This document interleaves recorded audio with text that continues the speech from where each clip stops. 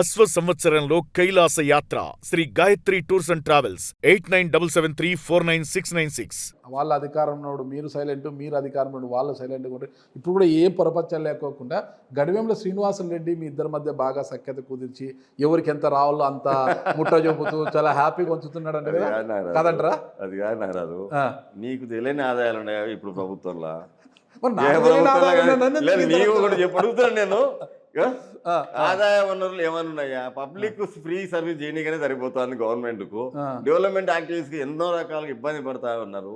Only NREGS కింద జరుగుతూ ఉన్నాయి ఇప్పుడు వర్కులు. ఈ గవర్నమెంట్ వచ్చినాక ఎన్ఆర్జీఎస్ కింద ఏ గవర్నమెంట్లో ఎవరి విలేజ్లో వాళ్ళ లీడర్లు చూసుకుంటారు, లేబర్ ఉంటారు, చేపించుకుంటారు. సో దానివల్ల ఈడేమి పంపకాలు జరుగుతాయి చెప్పు? అంటే ల్యాండ్ అక్విజిషన్ ఇప్పుడు జరుగుతుంది. జైరాజ్ స్టీల్ విషయంలో ఇప్పటికే గొడవలు ఉన్నాయి, సోలార్కి సంబంధించి ఉన్నాయి. ప్రతి అంశం ఏంటంటే పాణ్యం నియోజకవర్గం అంటే బాగా డబ్బులు ఏంటంటే అభివృద్ధి అంతా ఇక్కడే ఓరవకాలు మీకే ఉందన్నమాట. ఇండస్ట్రియల్ డెవలప్మెంట్ హబ్ అది, ఇండస్ట్రియల్ హబ్ అది.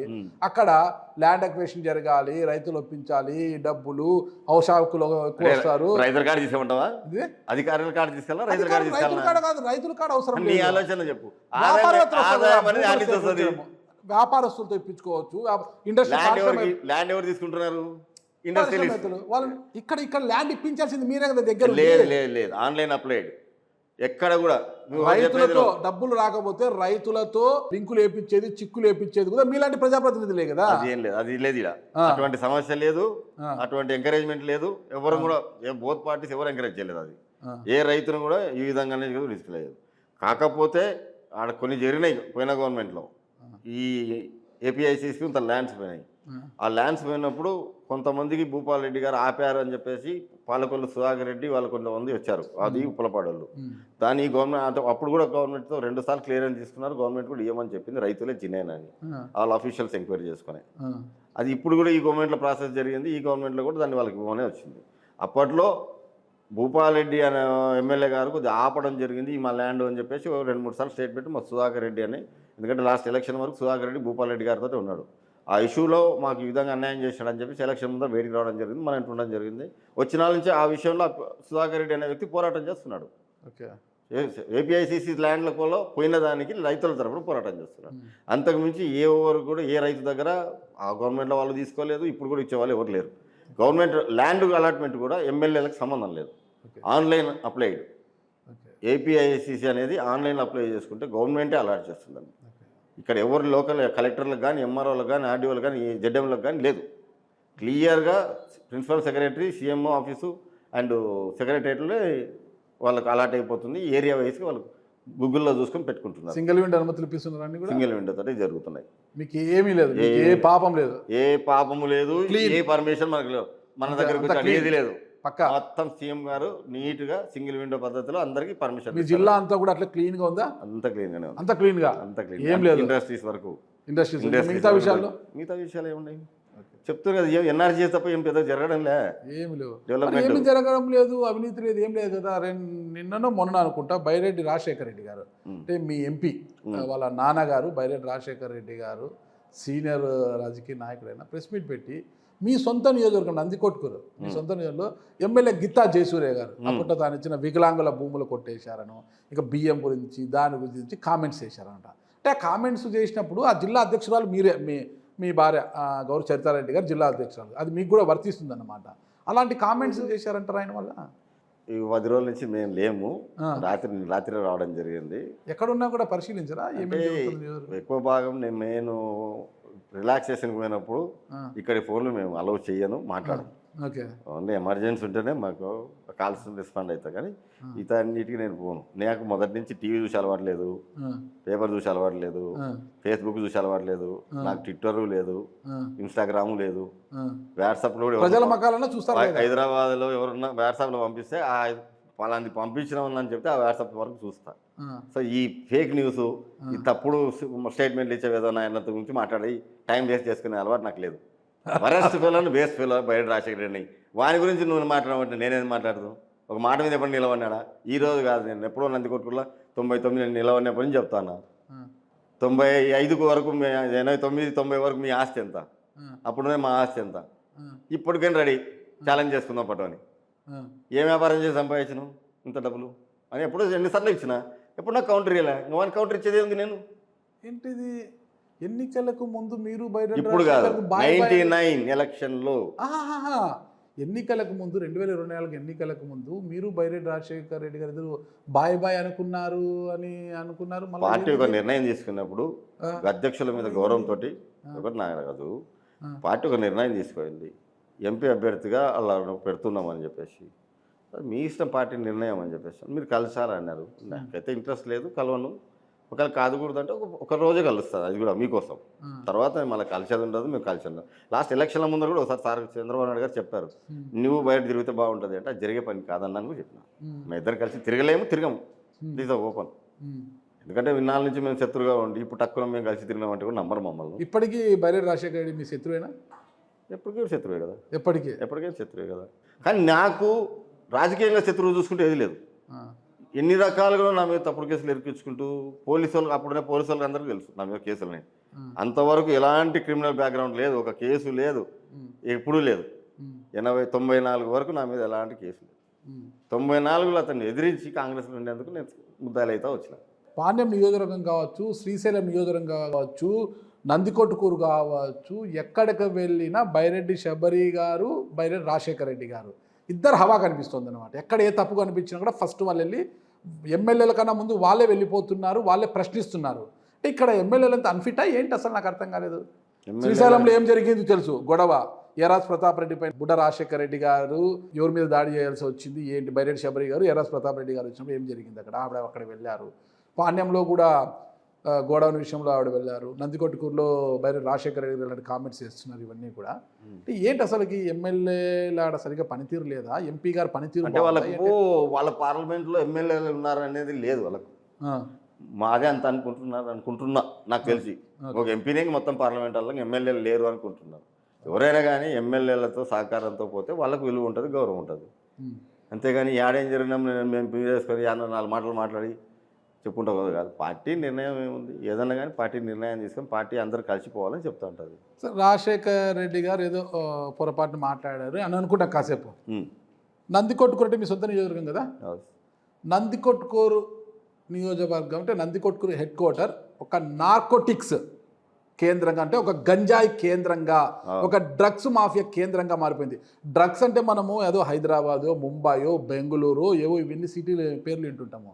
కానీ ఎక్కడో ఒక మారుమూల ఊరు అది, నందికొట్కూరు ఒక గ్రామీణ ప్రాంతము, అక్కడ డ్రగ్స్ తయారీ కేంద్రం ఏంటండి? మీకంతా అసలు డ్రగ్స్ తయారు చేసే కేంద్రం కాదు నాగరాజు. డ్రగ్స్ తయారు చేశారు కదా అక్కడ, చేసి గద్వాలు, హైదరాబాద్ ఇక్కడంతా లేదు. మనకు తెలంగాణ నుంచే మనకి వెళ్ళే వస్తుంది, కృష్ణా వాటర్ నుంచి వస్తుంది.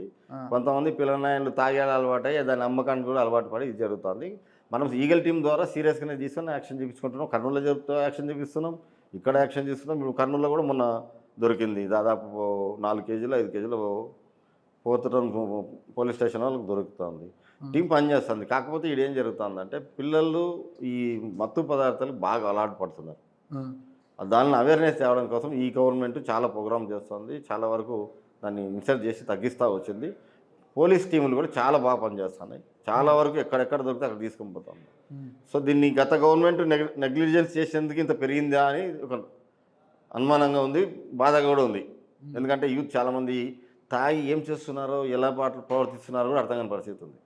చాలా వరకు నీకు నందికొట్కూరు ఒకటే కాదు, ఇక్కడ కూడా కర్నూలులో ఉంది, పాణ్యం చుట్టుపక్కల ఉంది, ఈ కాన్స్టిట్యున్సీలో కూడా మన దగ్గర కూడా ఉంది. రీసెంట్గా కూడా ఇట్లా 2 hours హైదరాబాద్ పోతుంటే హైవేలో పోర్తరం పోలీసు వాళ్ళు కూడా పట్టుకోవడం జరిగింది.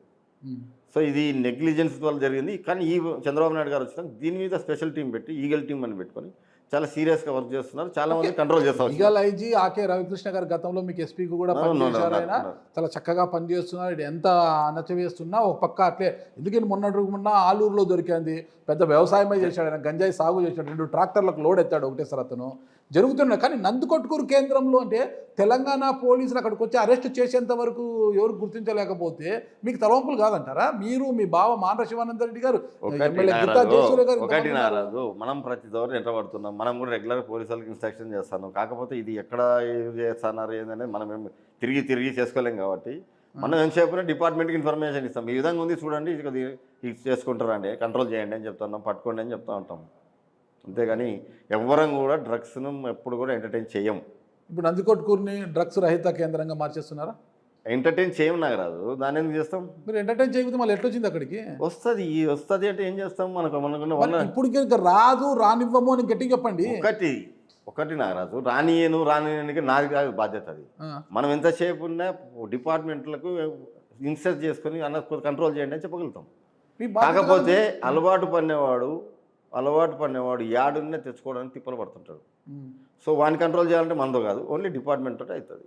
సో ఆ విధంగా చేసుకుంటూ మ్యాక్సిమం కంట్రోల్ చేస్తూ ఉన్నారు. నందికొట్కూరులో కూడా చాలామంది పట్టుకోవడం జరిగింది. 4 బొల్లవరం స్టేషన్ లిమిట్స్లో కూడా పిల్లలు పోతా ఉంటే బైకులు ఆపి పట్టుకోవడం జరిగింది, దొరికింది, కేసు కూడా అయింది 2-3. అది తీరా చూస్తే ఇక్కడ వాళ్ళు కాదు, అక్కడ బయటి వాళ్ళు అంటారు సంథింగ్.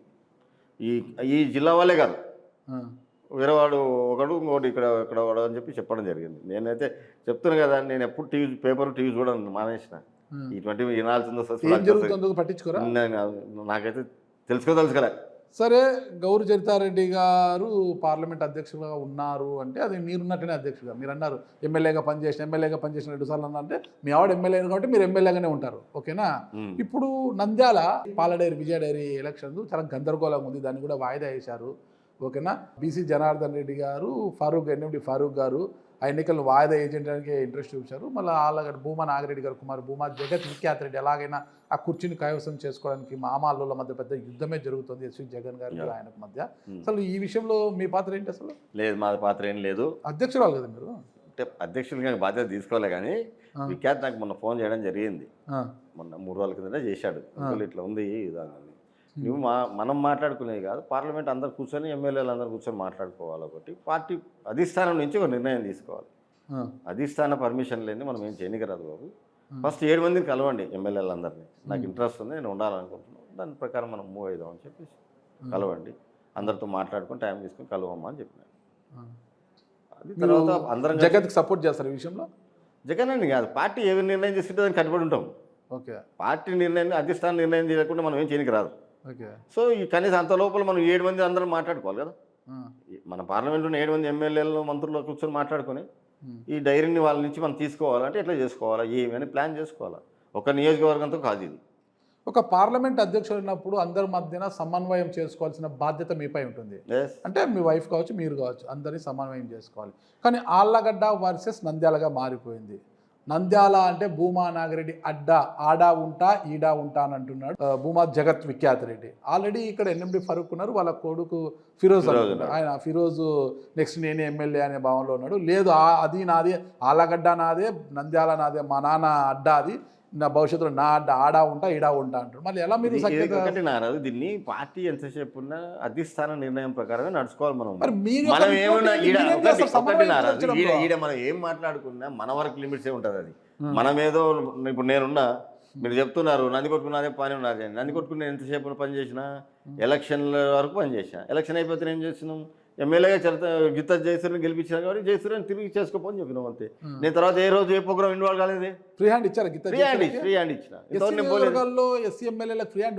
మా దగ్గర నందికొట్కూరులో ఈ రోజు వరకు మేము ఫ్రీ హ్యాండ్ ఇచ్చేసినాం. మొత్తం జయసూర్య గారే అన్ని ప్రోగ్రాములు లోకల్ లీడర్ల ద్వారానే చేస్తున్నాడు. నమ్మచ్చా?